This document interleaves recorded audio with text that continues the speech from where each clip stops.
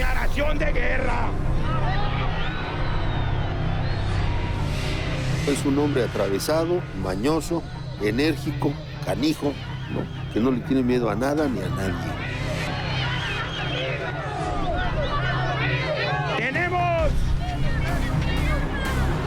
que respetar la dignidad de las gentes.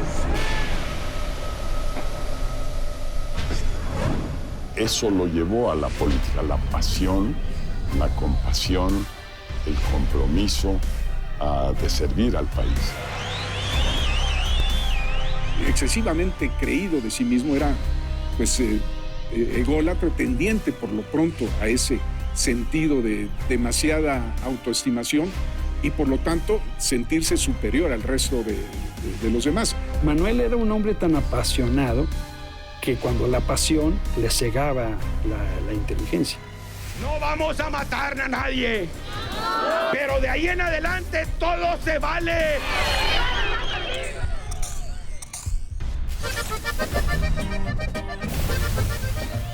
Tenía una capacidad de convencer, una capacidad de transmitir lo que él pensaba a las multitudes.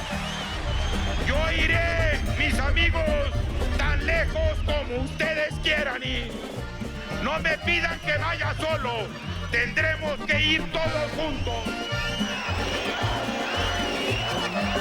Era muy atractivo para las mujeres. Le atraía ese hombre fiero y echado para adelante. Era muy machista, no nomás poco. Sí era machista, que fue más duro con las mujeres.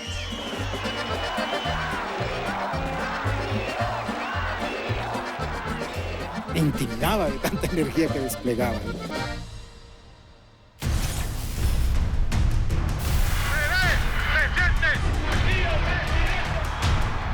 Información que confirma nuestro triunfo contundente, legal e inobjetable. Claramente se ve como si hubo fraude. Emitan su voto declarando nulas las elecciones presidenciales celebradas el 6 de julio.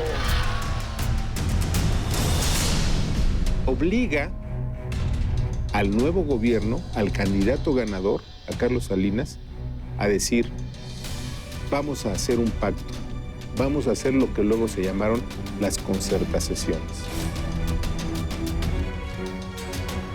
Manuel Cloutier era un agricultor, un hombre que se dedicaba a crear empleos, no era un hombre que se encargara de entender los hilos del poder.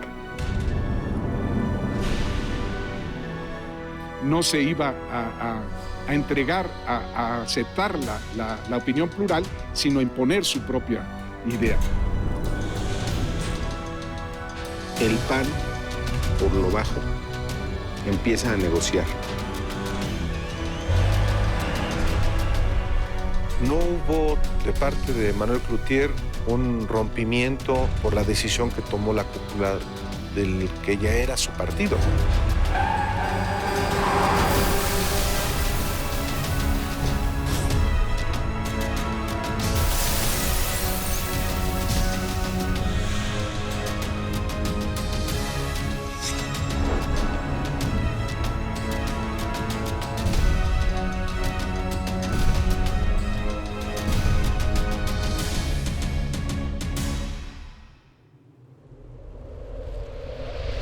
Quiero llorar y me destroza que pienses así.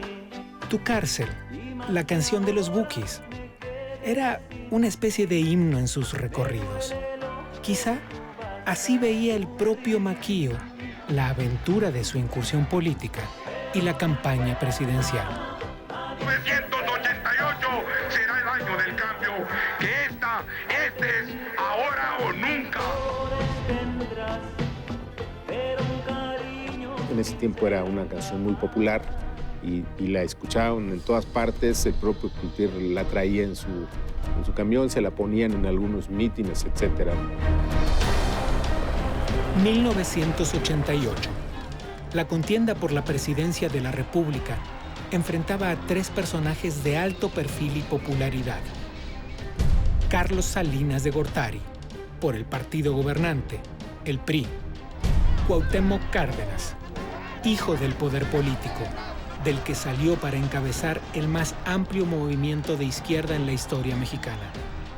Y Manuel Cloutier, Maquío, nacido en una cuna terrateniente y entrenado en la ambición del mundo empresarial.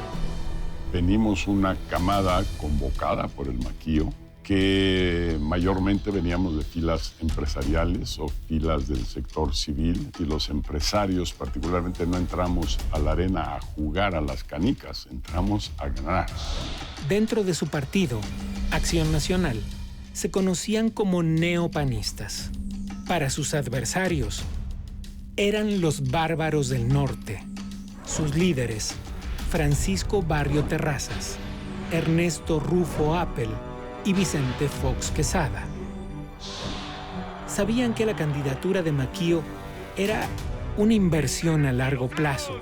Están reumáticos, por eso no pueden entender lo que significa cambiar.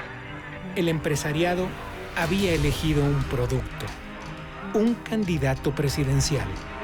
Era un personaje distinto, apartado de lo políticamente correcto. Era arrebatado en el habla, bronco en el discurso, muy carismático con la gente. Tenía la imagen de un rebelde y un seductor, inspirador de simpatías y de confianza. El cambio que vengo a proponerles no es un cambio de amo, es un cambio que nos permita dejar de ser perros. Tiene un lenguaje absolutamente conectador con la gente. Y a mí me tocaba muchas veces hacer discursos en la campaña. Yo le entregaba los textos, pues muy elaborados. Los hacía a un lado y él se lanzaba y era lo que a la gente... Pero explicaba la teoría política y el proyecto político con palabras muy fáciles de entender. De aquí para adelante, el presidente de la República será simplemente un servidor público más. Será como el cartero y será como el policía, pero ya nunca más volverá a ser Dios. Su estilo y su enfoque político también ocasionaban disidencias e inconformidad, incluso dentro de su propio partido. Estas posturas que son de ideales, de objetivos, se perdieron en un pragmatismo cuando Maquío, por eso fue ambivalente. Por un lado hizo grandes aportaciones porque movió a la gente, pero por otro lado encajonó al PAN en un pragmatismo donde quedó ya en una disputa. Quítate tú, PRI, para ponerme yo. Para empezar, rompieron esta escuela que hacía ver a los panistas como apóstoles de la democracia. ¿Qué quiere decir esto del apostolado de la democracia? Bueno, que los panistas jugaban el rol de los permanentes luchadores por el cambio, pero los perdedores de siempre. Sin embargo, los bárbaros del norte no. 12 años después, lograron sentar a uno de los suyos en la silla presidencial. Por eso, terminada aquella jornada de 1988, no bajaron la guardia. Iniciaron de inmediato un nuevo recorrido por todo el país. Fue cuando dijimos, vamos a empezarnos a entrenar y el gabinete alternativo que empiece a profundizar en cada una de las áreas para cuando lleguemos ya al poder haya más gente preparada. Ese era el objetivo del gabinete. En esta segunda campaña, lo que hace es justamente convencer otra vez a la gente de que a pesar de que perdieron o a pesar de que le dieron el triunfo a otro candidato, la sociedad tiene la capacidad de seguir luchando y seguir adelante. Y entonces construye lo que luego López Obrador copia y otros copian. Construye lo que es un gabinete alterno.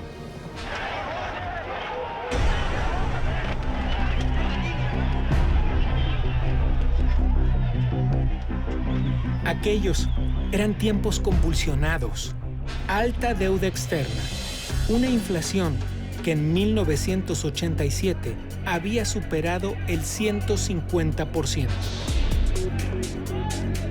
Bajo bajos precios del petróleo y, sobre todo, una sociedad desconfiada e inconforme. Cuando los ideólogos y estrategas de ese grupo empresarial hicieron las cuentas, ajustaron sus objetivos. No era la economía, era la política. Se hablaba de la falta de equilibrios políticos en el país. Era una fase cívica y muchos de los que participaron en esa fase, en organismos empresariales, Goicoechea, Cloutier, Cuandrón, Basagoiti, etcétera, muchos de los que participaron en esa fase cívica, después llegaron a la conclusión de que había que participar en política. Lo luminoso de Maquio es que defendió los cambios democráticos que el país requería. Al final de cuentas, perdón que lo comente así, Sinaloa fue el primer lugar, el primer estado en donde se usaron las urnas transparentes, que fue idea de él. Pero si el problema era político, ¿qué faltaba? ¿Entrar en la arena por la lucha democrática? Me parece también que la gente esperaba demasiado de la democracia. La democracia arregla que se elija a quien se desea, pero no arregla los problemas de pobreza, no arregla los problemas de corrupción, no arregla los problemas de impunidad, no arregla muchos problemas. Podemos negar que la diferencia entre los que más tienen y los que menos tienen se ha agrandado, no podemos negarlo. Maquio crecía, luchaba y al mismo tiempo cosechaba admiraciones y desprecios. Evidentemente había una incongruencia, que era lo que en los debates precisamente yo quería evidenciar, que Maquio tenía un pensamiento muy lineal y que evidentemente en el ejercicio del poder democrático no se iba a entregar a aceptar la opinión plural, sino a imponer su propia idea, ¿no? Dirigir asociaciones agrícolas y empresariales, tanto en su estado, Sinaloa, como a nivel nacional, fue el inicio que lo acercó al poder. Ahí, Maquio y José López Portillo conversaban. He expedido en consecuencia 2 decretos. Uno, que nacionaliza los bancos privados del país. El 1 de septiembre de 1982, Manuel Cloutier estaba presente en el recinto legislativo. Era presidente del Consejo Coordinador Empresarial. Se confió en el presidente José López Portillo en su primera mitad y en la segunda termina, cuando Maquio era presidente del Consejo Coordinador Empresarial, termina teniendo un rompimiento con López Portillo a raíz de la nacionalización de la banca. Toda la crisis del López Portillismo que termina y recala en la estatización de la banca, lo cual fue un golpe que finalmente quebró la confianza de amplios sectores del empresariado en la conducción que venía haciendo el régimen. Es ahora o nunca. Ya nos saquearon. México no se ha acabado. No nos volverán a saquear.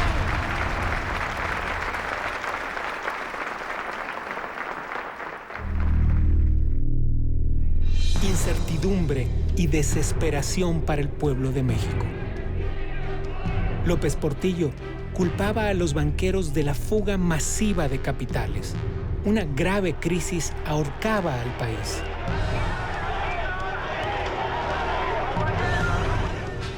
Ese mismo día, Cloutier expresó públicamente su desacuerdo y lo reiteró un par de días después en un amplio desplegado publicado en el periódico Excelsior, titulado Aclaraciones necesarias.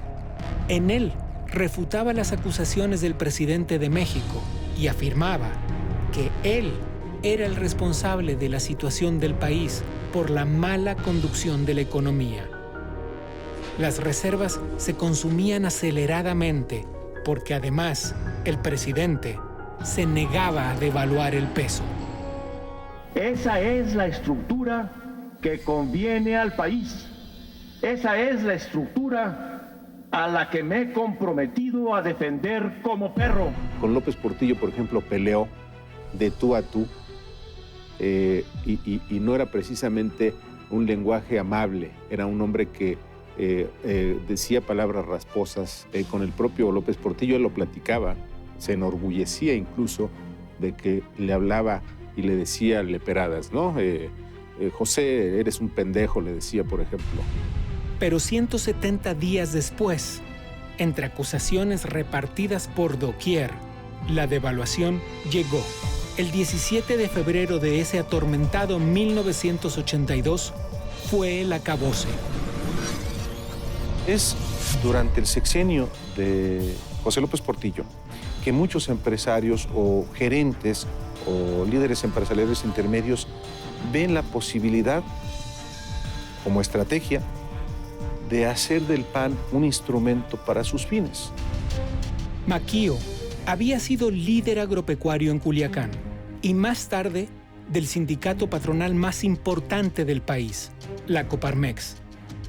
Ahí reforzó la formación de líderes que actuaran en la política en defensa del sector empresarial. De ese esfuerzo surgieron nombres entre los que destacan Emilio Goicoechea y Francisco Barrio. Es ahí cuando a Cloutier lo impulsan para que sea director general de Coparmex primero y luego presidente, precisamente personajes como Luis Felipe Bravo Mena, que sería clave estratégico en su campaña en 1988. Pero antes del 88, hay un hecho decisivo en la historia de Maquío: su candidatura para gobernador de Sinaloa en 1986. Manuel Cloutier hizo una campaña que inició puerta por puerta. En su punto climático, logró mítines concurridos en varias plazas públicas importantes del estado. Hubo costos económicos, sin lugar a dudas, pero hubo un costo familiar muy alto porque en aquel entonces, moviéndonos nosotros en un círculo social, nos convertimos a pestar. A diferencia de lo que pudiera pensarse que el sector empresarial respaldaba a Maquío, pues no fue así. En aquellos años, el sector empresarial se alineó con el candidato del PRI, no con Maquío. Al final, tras la elección del domingo 26 de octubre, el ganador fue el priista Francisco Labastida Ochoa, con un 68.4% de los votos. Maquío quedó en un segundo lugar con un lejano 28.7% e inició las protestas. Yo nomás quiero hacer la advertencia que si no checan el número de votantes con los votos emitidos, aquí va a haber jaleo. Porque decía, y con razón, que él había ganado Culiacán.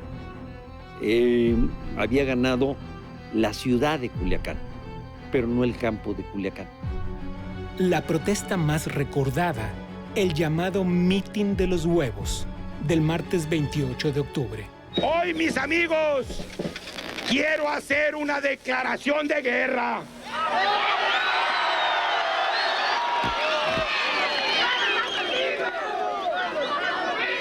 Tenemos que respetar la dignidad de las gentes. No vamos a matar a nadie, pero de ahí en adelante todo se vale en la cacería de los mapaches. Maquío pidió a sus seguidores que llevaran huevos para depositarlos en el Palacio Municipal de Culiacán. Vamos a ir al Palacio Municipal. Denme chance de bajarme porque voy por delante. Estábamos encantados de la vida, no sabíamos qué íbamos a hacer con los huevos. Y llegamos y nos dijo, vamos a Palacio. Él llegó muy formal, él va adelante, pone sus 2 huevos, se agacha y pone los 2 huevos. Ahora, compañeros, los invito, dice, a que pongan sus huevos, que los íbamos a poner, cogimos los huevos y ¡zas! Embarramos toda la fachada. Esa derrota no hizo más que provocar la tenacidad de Maquío. Nos robaron la elección al gobernador del estado, pero se compraron un candidato a la presidencia de la República. Y ahora les va a salir más caro el caldo que las albóndigas. La idea se concretó en una reunión secreta, lejos de micrófonos, reflectores y también de espías. En la Semana Santa del año anterior a la elección de 1988, Maquio pactó su candidatura presidencial. Se da una reunión en un yate propiedad de Cloutier a la que asisten dirigentes de organismos empresariales en ese entonces, los dirigentes de Coparmex, de Concanaco, de Canaco, líderes del Yunque, naturalmente, y entonces impulsan y terminan por imponer la candidatura presidencial del PAN de Manuel Cloutier. En secreto, la emoción y las aspiraciones comenzaban a concretarse. Como decíamos que el gobierno nos espiaba en todos lados, entonces tomábamos el yate de Cloutier y nos íbamos al fondo del océano y en el océano no había quien nos espiara. Ahí hicimos el plan de campaña del 88. En ese grupo había dos candidatos posibles. Uno era Francisco Barrio Terrazas, quien había disputado la gubernatura de Chihuahua en 1986 y protagonizado un conflicto postelectoral sin precedentes. El otro, Maquio, había hecho lo mismo en Sinaloa. Los dirigentes del partido consideraban que ambos tenían el carácter, el temple y las posibilidades de victoria que necesitaban. Pero del lado de los panistas más tradicionales había un claro oponente, quizá también un enemigo político, Jesús González Schmal. Cuando entra Maquio empieza a llegar mucho dinero. Él tenía mucho dinero, le aportaron muchos gente de iniciativa privada, muchas cantidades, tenía viajes, tenía aviones, tenía recursos, lo que evidentemente yo como su contendiente no lo tenía. Maquio fue proclamado en la convención panista del 22 de noviembre de 1987. Inició de inmediato su campaña. La base fue su propia personalidad. Tenía educación universitaria y era un empresario con estilo arriesgado, lector instintivo. Se identificaba con las ideas de la democracia social cristiana. Se le daba la oratoria. Era un líder natural. Era una persona que rompía los esquemas y que empataba con la gente. O sea, Manuel era alguien que uno le decía una idea y la convertía en popular inmediatamente. Era un tipo entrón, atravesado, ¿no? Su sola presencia física era imponente, su tono de voz era arrebatado al hablar. Esas características dieron la fórmula: la resistencia civil pacífica. ¿Qué era la resistencia civil? Bueno, pues simple y sencillamente decirle a la gente: señores, no compren refresco de tal, no compren agua de tal, no compren leche de tal, etcétera, porque estos productos son los que están financiando a los medios de comunicación que nos han cerrado la puerta. Otro elemento que era clave y que era, digamos, la red social de entonces fue precisamente poner en los billetes leyendas. Y estos billetes marcados con estas leyendas llegaban a miles y millones de personas. Y así salieron a recorrer el país, a la casa de votos, de simpatías y de conciencias. El 20 de diciembre de 1987, en Monclova, Maquio llamó en un mitin a no pagar servicios públicos. Ya en febrero de 1988, el año de la carrera presidencial, convocó desde Querétaro a un plan de desobediencia civil. Para el equipo panista, era toda una estrategia.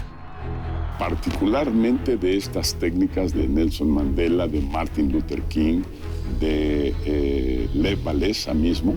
Entonces, de aquellos personajes que cambiaron la historia solo con su palabra y su pensamiento, con resistencia pacífica, nunca con violencia. Trajeron entrenadores para que pues nos ilustraran cómo era la resistencia civil. Cuando los policías y los soldados se paraban a impedir los mítines de Maquío, les regalábamos claveles. Incluso se enviaron personas a Filipinas a conocer el mecanismo de resistencia civil.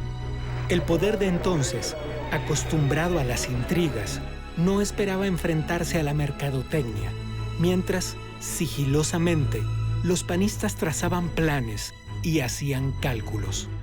No era espontáneo. Cuando lo descubrimos, lo negaron incluso en un primer momento.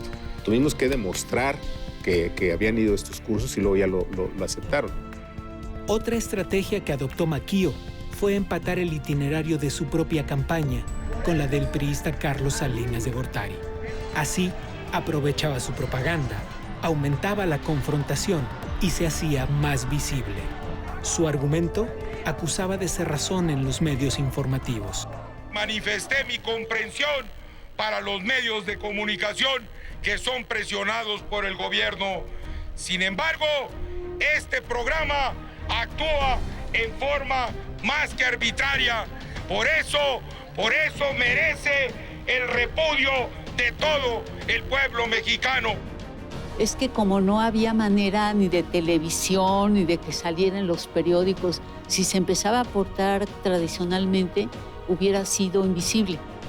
La oportunidad política estaba en la mesa. Luego de 60 años en el poder, el Partido Revolucionario Institucional vivía un desgaste y una crisis. La salida de una corriente interna, encabezada por Cuauhtémoc Cárdenas y Porfirio Muñoz Ledo, para competir desde la izquierda opositora. La batalla electoral de 1988 se convertía en una de las más aguerridas que recuerda el México reciente. Maquío concluyó su campaña el sábado 2 de julio con un mitin en el Zócalo y cerró el círculo, el llamado a la acción ante lo que él preveía como un fraude.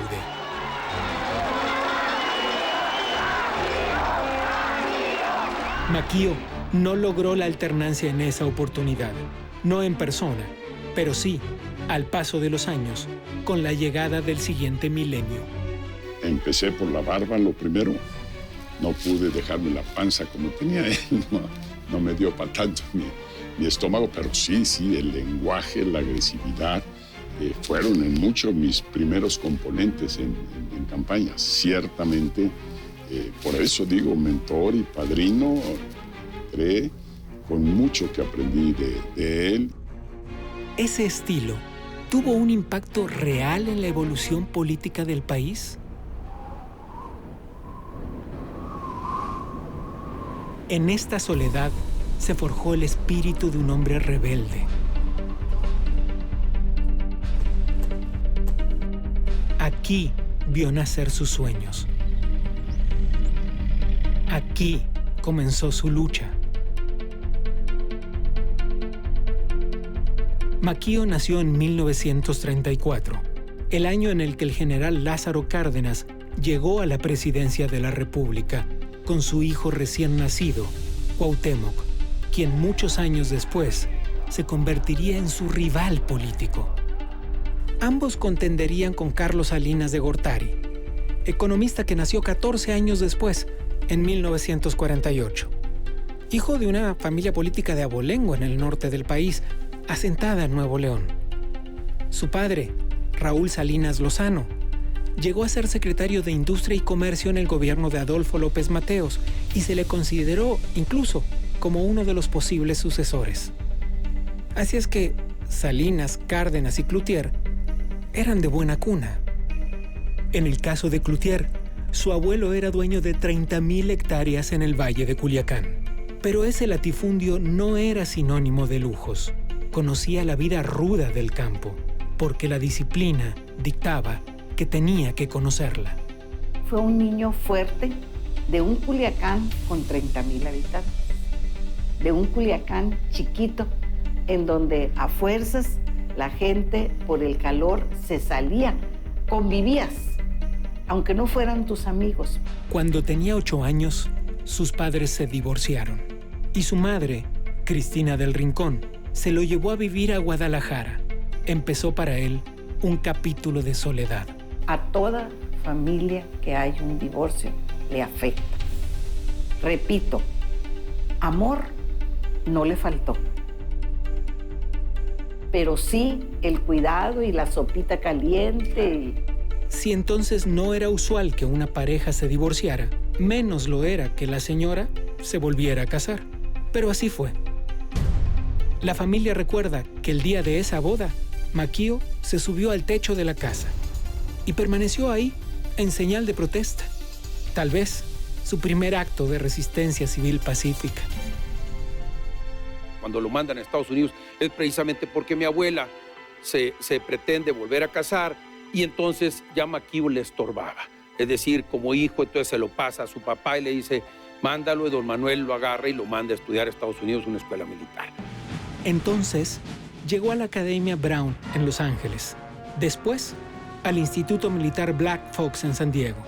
De ahí, salió a los 18 años y se instaló en Monterrey.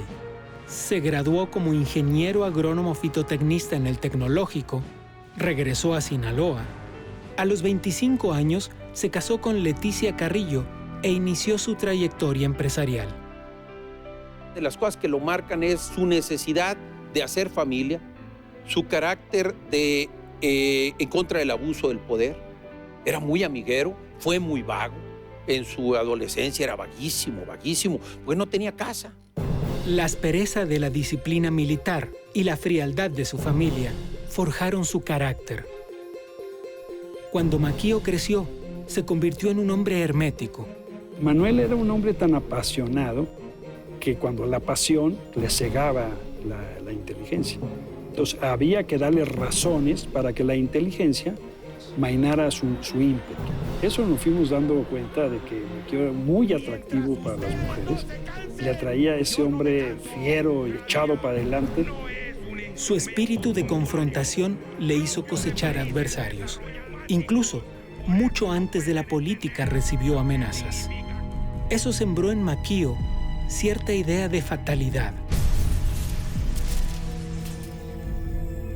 Escribió 2 cartas a su familia. La primera, en noviembre de 1973. Iniciaba con una idea directa. Mi querida familia, cuando lean esta carta es muy posible, casi seguro, que yo haya muerto. Un par de meses antes, el poderoso empresario regiomontano Eugenio Garza Sada había sido secuestrado y asesinado por la Liga Comunista 23 de septiembre. Maquio asumía que él podía tener el mismo destino, aunque solo fuera para radicalizar posiciones derechistas e izquierdistas en esos años atribulados. La vida mía no tiene precio, ni 1, ni 5, ni 100 millones para que se pague por ella. Era una época de secuestros. Entonces mi papá nos dijo, cuídense mucho, sepan con quién andan y tengan cuidado, porque si los secuestran, no vamos a pagar ningún rescate por ninguno de ustedes. 4 años después, en 1977, escribió otra carta a su familia. Les reveló una conversación que había tenido con el entonces gobernador de Sinaloa, Alfonso Calderón Velarde. Me dijo que la Liga 23 de septiembre había sido abatida en Culiacán, y dentro de los documentos encontrados estaba un pequeño plano de nuestra casa que hacía presumir que estábamos en la mira de la organización. En su texto exploraba 2 posibilidades: que esa información fuera cierta o que el gobernante se la haya dicho solo como un intento de acallar su activismo. Fue después de la muerte de mi padre, yo creo que 1 o 2 días después del sepelio. Mi mamá nos juntó a todos los hermanos y nos dijo que mi papá había dejado unas cartas y algunas cosas que había que enterarnos y que leer. Entonces nos reunimos, estábamos los 10 hermanos y mi madre. La leyó una de mis hermanas en voz alta. Fue una sorpresa porque además nosotros no esperábamos, o sea, no teníamos conocimiento de esas cartas, primero que nada. Entonces sí fue muy emotivo, muy sorpresivo y doloroso. Yo iré, mis amigos, tan lejos como ustedes quieran ir. Su talante fue moldeado por la hostilidad. Por eso, cuando llegó el momento de la campaña presidencial, parecía desinhibido. Cada infortunio había aumentado sus deseos de ganar. ¿Y qué nos ofrece usted? ¿Qué nos da? Como si el voto se fuera a comprar con un tortibono o con un balón de básquetbol. No, mis amigos, no venimos a eso. Para acá, licenciado.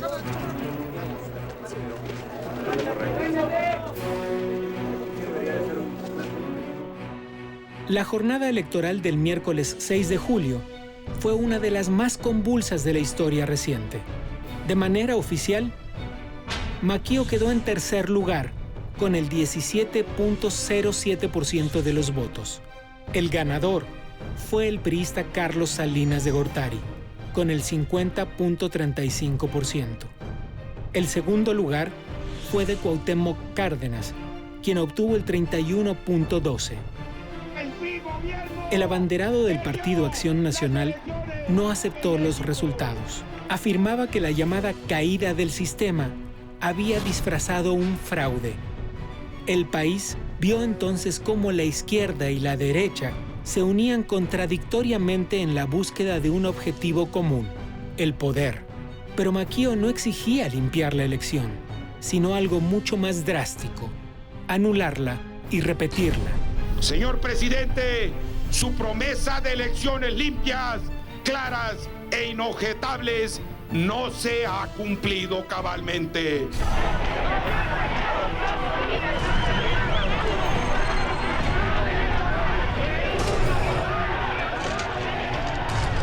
Con su enojo y su frustración, Maquio quiso increpar al presidente Miguel de la Madrid a su llegada a un evento en el Palacio de Bellas Artes.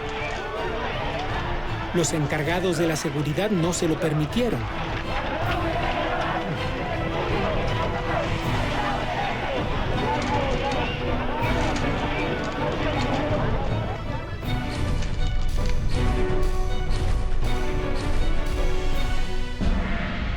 ...8 de septiembre... Maquio acudió a la Cámara de Diputados en vísperas de la calificación electoral. Ahí exigió anular los comicios. Comparezco ante los miembros de la Comisión de Gobernación y Puntos Constitucionales de la Cámara de Diputados para presentar alegatos en defensa de la democracia y ofrecer las pruebas en las que se funda la demanda popular de que se declaren nulas las elecciones presidenciales del pasado 6 de julio. Pero su protesta había iniciado la misma noche de la elección. Junto con los otros candidatos opositores, Cuauhtémoc Cárdenas y Rosario Ibarra, denunció un fraude. No aceptaríamos los resultados ni reconoceríamos las autoridades que provinieran de estos fraudes. Cloutier se radicaliza. Y radicalizarse también implica juntarse, reunirse, tomarse de la mano con Rosario Ibarra de Piedra y con Cuauhtémoc Cárdenas. Algo no muy bien visto por los jerarcas del PAN en ese momento. Esa cercanía de Maquio con la izquierda continuó durante meses. Y así aumentó las fricciones con la cúpula panista, que ya se encaminaba hacia la institucionalización del partido. En 1988 no existían los conteos electorales preliminares ni las encuestas de salida, tampoco las grandes redes de transmisión de datos que conocemos ahora. Entonces, ¿qué sistema se cayó? El secretario de Gobernación, Manuel Bartlett, asignó a uno de sus colaboradores, Óscar de la C., para organizar una red de inteligencia. Su objetivo, compilar información sobre adversarios al partido gobernante y los resultados preliminares de la elección. Se creó una oficina que se llamó Sistema Nacional de Información Política Electoral, el SNIPE. Las oficinas quedaron instaladas ahí en Gobernación y se dispuso de la computadora de la propia Secretaría y se instalaron una serie de mesas con personal capacitado para que la noche de la elección recibiera vía telefónica información de cuánta casilla se pudiera capturar y esta información se fuera alimentando a la máquina computadora que iría haciendo las sumas. La computadora central era una de las más modernas de la época y su tamaño era igual al de un camión de carga instalada en el sótano de la Secretaría de Gobernación. Óscar de la C. sostenía que la estrategia era infalible, tanto que no contemplaba la posibilidad de que hubiera fallas técnicas. Las terminales estaban ubicadas a unos 8 kilómetros de distancia y conectadas telefónicamente. La razón por la cual se interrumpió fue porque el encargado del SNIP, el licenciado de la C, juzgó que la información que había llegado era poca, ¿no?, como para mantener un ritmo, y por otro lado la primera información que llegaba pues no era favorable para el PRI. Entonces él, en una decisión que yo creo que no midió las consecuencias, en efecto no las midió, decidió vamos a apagarlo mientras tenemos más información. La desconfianza creció. La falta de información y el coincidente apagón del sistema desataron sospechas. José Newman, entonces al frente del Registro Federal de Electores, recuerda perfectamente qué reacción tuvo Diego Fernández de Ceballos del Partido Acción Nacional. Increpó al presidente de la comisión y le dijo: estamos acostumbrados hoy que a veces cuando vamos a cambiar un cheque al banco nos dicen no se lo podemos cambiar porque no hay sistema. Nos informan nuestras gentes ayer en Insurgentes que empezaba a haber información y de repente se apagó la máquina.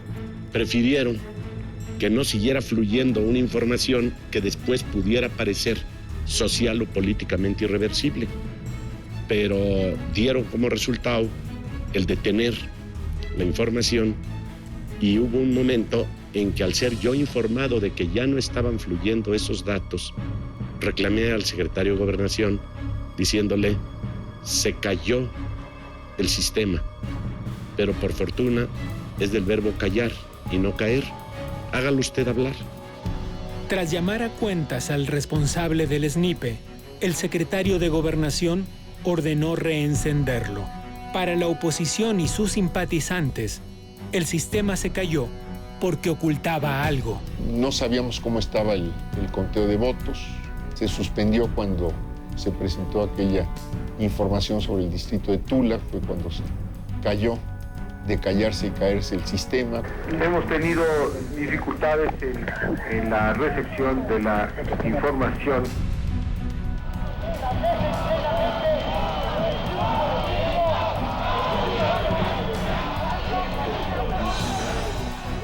¿Esta derrota significaba una tragedia? ¿Lo era para el PAN? ¿Lo fue acaso para Maquio y su familia, que habían pasado por momentos difíciles? Los Cloutier Carrillo se comportaban como un clan. Aunque cada uno de los hijos tenía una vida y una rutina independiente, su padre había conseguido sembrarles una idea de unidad que no admitía cuestionamientos. Cid era uno de los 11 hijos de Maquio. Su muerte, una de las situaciones más dramáticas para la familia. El día que murió mi hermano nos reunió a todos en una habitación y nos dijo, bueno, hijos, pues Dios ha llamado a Cid, su hermano, ha cumplido su misión y tenemos que ver qué nos quiere decir Dios a nosotros con este mensaje, como personas y como familias. Y también nos dijo, pues no es para estar tristes, ni es para ponerse de luto, no quiero que nadie se vista de negro. Y además, nunca se dijo o se volvió a decir el término de suicidio, ¿no? O sea, fue un accidente, así lo dijimos y lo manejamos. Con el tiempo, se repusieron. Los hijos de Maquio fueron criados con las reglas de un padre riguroso, ese que en época de vacaciones los mandaba a trabajar. Quizá como padre, lo digo en su momento, que exigía en función de su capacidad y no de la capacidad tuya. No sé si me explico la diferencia. Exigía mucho a sus hijos y bajo el argumento de que a nosotros nos había tocado fácil, que difícil le había tocado a él. no era afectivo desde el punto de vista de que no era cariñoso, apapachador, o sea, no te daba un abrazo, jamás te decía un te quiero. A mí me lo escribió en cartas, pero no recuerdo que me lo haya dicho. Yo me fui a estudiar fuera y eventualmente mi papá nos escribía algunas líneas, pequeñas, muy corto, pero ahí sí te ponía siempre el cuenta, sabes que cuentas conmigo y te quiero mucho. Las mujeres de la casa, conocedoras del carácter de Maquío, sobrellevaban con naturalidad sus contradicciones. Sí era machista, fue un padre duro, pero yo creo que, y lo compartimos, es una idea que compartimos las mujeres, que fue más duro con las mujeres. Eso era tal vez reflejo de una época y una ideología. En la plataforma política del PAN de entonces, había enunciados generales, pero ninguna propuesta concreta para la equidad de género. Pasada la caída del sistema y en pleno conflicto postelectoral, la legitimidad del gobierno electo estaba en duda. Iniciaron las apuestas en el juego político. Él continuaba en su lucha por anular los comicios, pero en el Partido Acción Nacional, la discusión era otra. Lo primero, dejar a un lado la paradoja de defender la supuesta victoria del izquierdista Cuauhtémoc Cárdenas. Invito a Carlos Salinas de Gortari a negociar.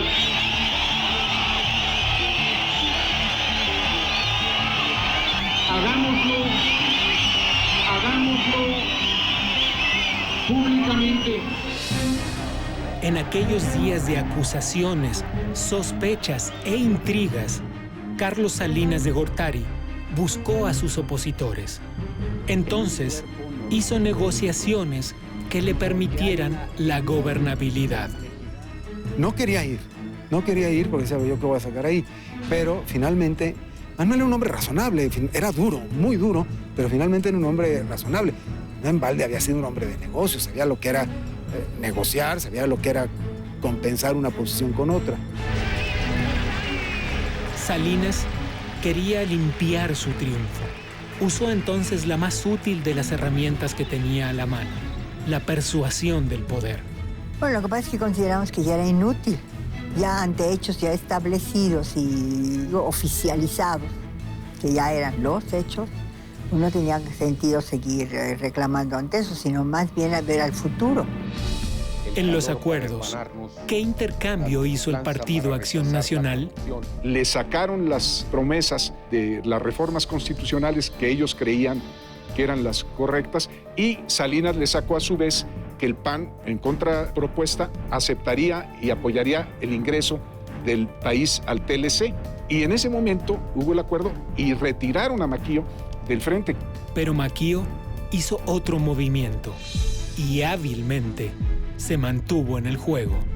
Y es cuando anuncia que incluso recurrirá, si es necesario, a una huelga de hambre, cosa que hace en diciembre, cuando el gobierno fue retrasando la decisión de convocar a las sesiones extraordinarias para la reforma política. Instala la huelga de hambre, dura 10 días y no la levanta hasta que le arranca a Salinas la decisión de que se convoque a sesiones extraordinarias y a consultas para la reforma política. Uno de los puntos clave de esa reforma era desvincular del gobierno al organismo electoral, que organizaba y supervisaba los comicios.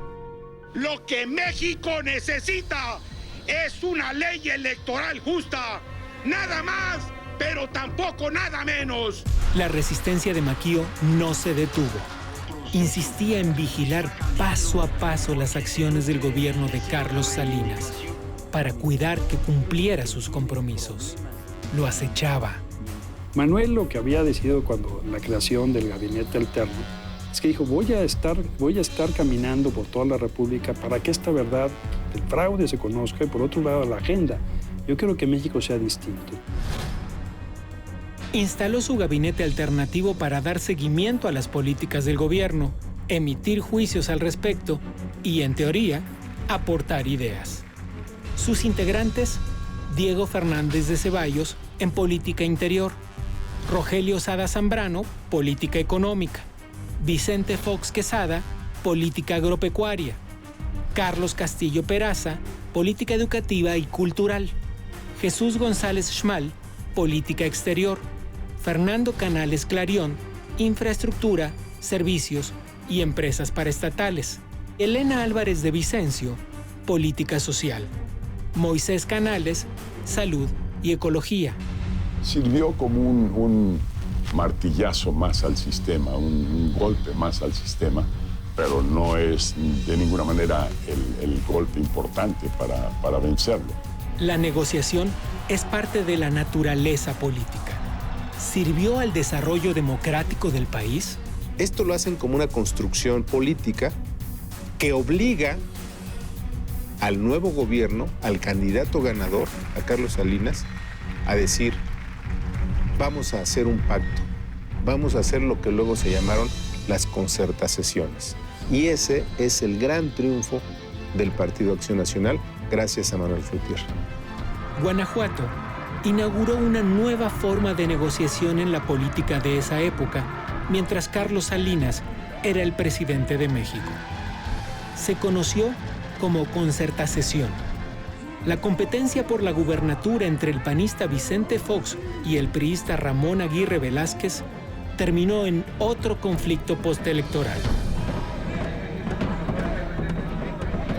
Pero esta vez tuvo un desenlace inesperado. En los registros, Aguirre triunfó con el 53.1% de los votos frente al 35.5% de Fox. Sin embargo, no gobernó. El panista Carlos Medina Plasencia, entonces alcalde de la ciudad de León, fue nombrado por el Congreso del Estado gobernador interino. Ocupó el cargo hasta 1995, cuando Vicente Fox resultó, entonces sí, oficialmente electo con el 58.1% de los sufragios. Pero ni Guanajuato ni la alternancia del 2000 se entienden sin la figura de Maquío. ¿Qué papel habría desempeñado cuando el PAN llegó a la presidencia? Yo no digo que todo se vale en política, pero al final todo tiene que terminar en un diálogo. Cuando hay dos fuerzas opuestas, tiene que terminar en un diálogo para que se termine el problema. Y eso fue lo que pasó ahora. Mi camino a la presidencia, pues sí, tiene que ver un poquito con esa historia, tiene que ver con el boquete que le abrió el Maquío al sistema. Un empresario controvertido, un político incómodo. Maquío es el rostro del por qué el poder económico buscó hacerse del control político. Contendió por la presidencia y después debió aceptar los resultados de la elección. Maquío no compartió esa asociación, esa colusión con Salinas, pero posteriormente la admitió porque sí contenía parte de lo que habían sido el sentido y los objetivos de su lucha política. Por cierto, Carlos Salinas de Gortari cumplió todo lo que prometió en ese documento, o si no todo, casi todo. Y la prueba está en que meses después, el primer gobierno en manos de la oposición, que fue el de Ernesto Rufo en Baja California, pues ya estaba escriturado precisamente al Partido Acción Nacional, entre muchas otras cosas. Han pasado el tiempo y los gobiernos.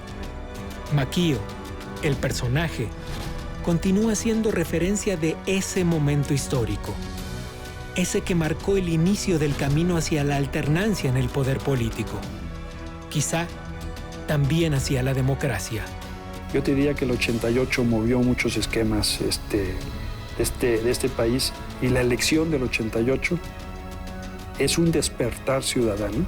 En su origen, el Partido Acción Nacional se llama a sí mismo constructor de sociedad y de democracia. Y con la resistencia civil, este instrumento novedoso en ese tiempo, lo que hicieron fue construir ciudadanía capaz de decir no al gobierno. Maquío nació y murió siendo fiel a su espíritu de rebeldía. Practicó la seducción